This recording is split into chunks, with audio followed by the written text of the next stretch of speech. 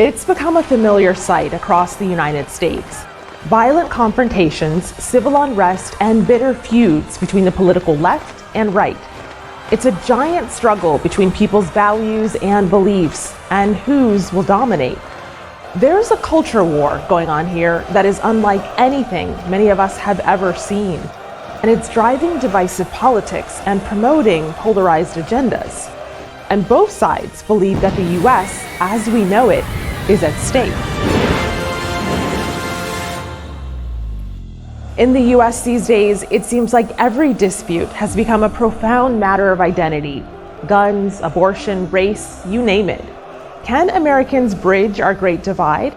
Or will we continue fighting these hyper-partisan battles until our democracy and the values enshrined in our Constitution become basically meaningless? When Donald Trump jumped into the 2016 presidential race and promised to make America great again, he re-energized deeply conservative voters. Years ago, those voters had been active in the Tea Party movement, protesting against what they called excessive taxation and government bailouts. Then along came Trump, promising to cut taxes and spending and create jobs. But he and his MAGA nation also spread a divisive, racist style of politics in America. MAGA supporters are overwhelmingly white, male Christians.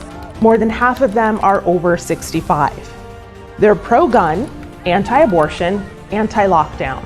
And according to one poll, they feel like they're losing their country, their identity, and their way of life. In 2020, racial tensions were already high in many US cities. So when police in Minneapolis killed an African-American man named George Floyd, it set off a racial and cultural reckoning. Rallies were staged in the US and around the world in support of Black Lives Matter, calling for racial equality, social change, and defunding police. Hardline groups on both the left and the right used those rallies to mobilize for their own protests. Men and women wearing military fatigues, engaged in combat-style training, and backed by the Second Amendment, showed up to protests with lots of guns. Against that backdrop, the presidential election of 2020 was only ever going to end in conflict. Facing defeat, Trump falsely claimed election fraud, and the MAGA mob stormed the US Capitol to try to prevent the election from being certified. They believe that the liberal left has destroyed any last semblance of American democracy, while the left calls Trump's claims of a stolen election the big lie. And that's just one issue threatening to pull the country apart. Abortion rights are also high on the list after the Supreme Court overturned Roe v. Wade. That ruling raised fears that other rights were threatened as well, like the right to same-sex marriage. There's more. Immigration, vaccinations, sex education, gun laws.